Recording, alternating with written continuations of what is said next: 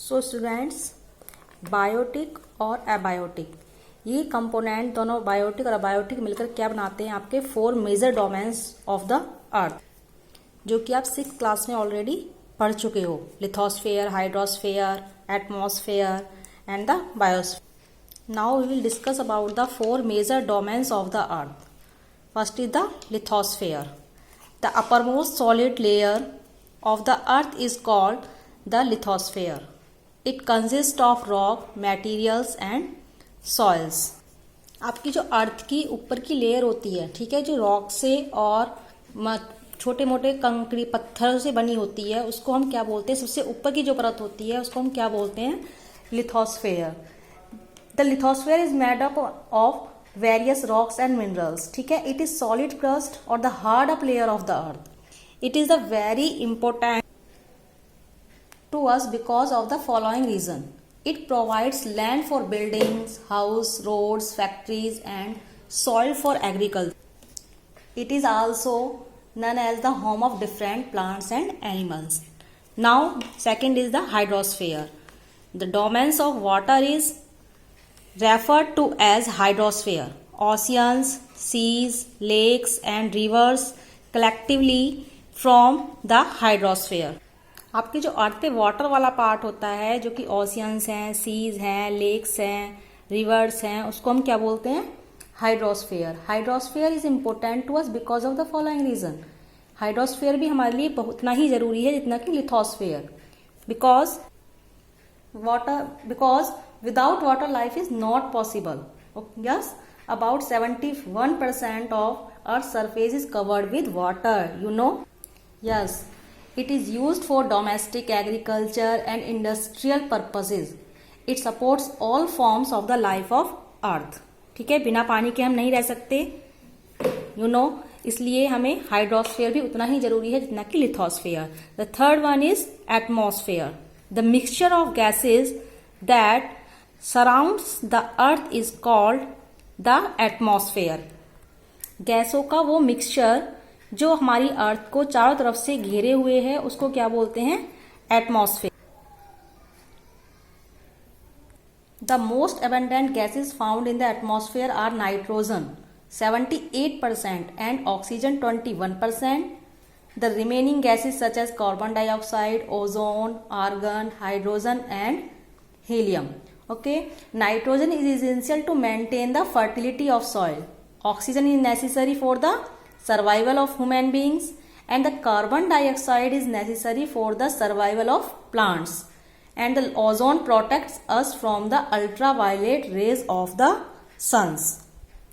The fourth is biosphere, the narrow zone where the lithosphere, hydrosphere and the atmosphere meet and interact to each other is called the biosphere.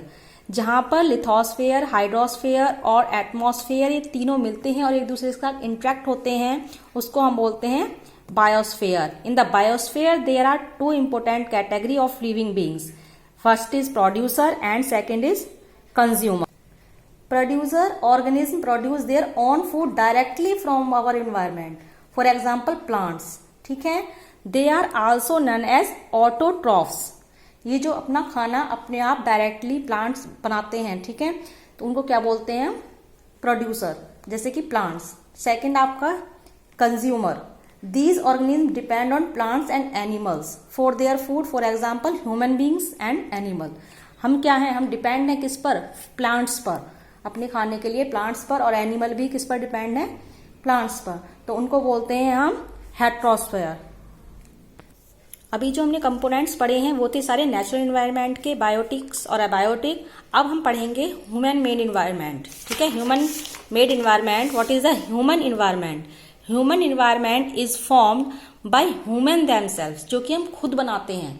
हमारे आसपास जो हम अपना environment खुद बनाते हैं वो होता है human environment.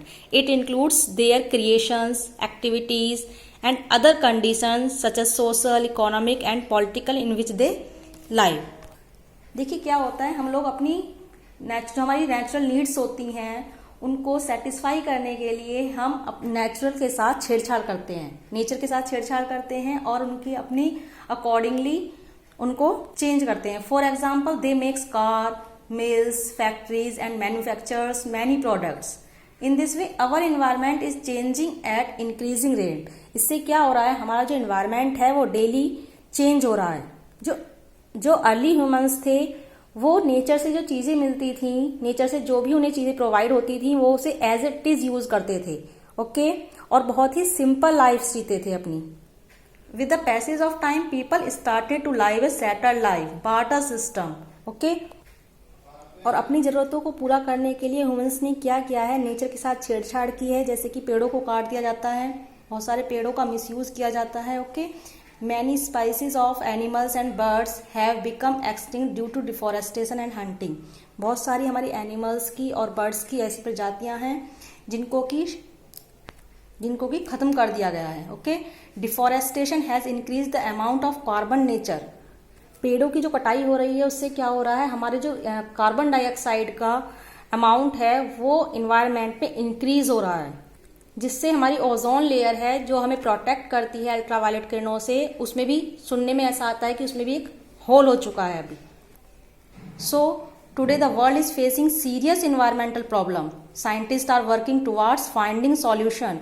As responsible citizen, we must also protect the environment by reducing the activities that cause harm to the environment. So students, chapter has been completed. If you have any query related to this chapter, you can ask me till 2 p.m. Thank you.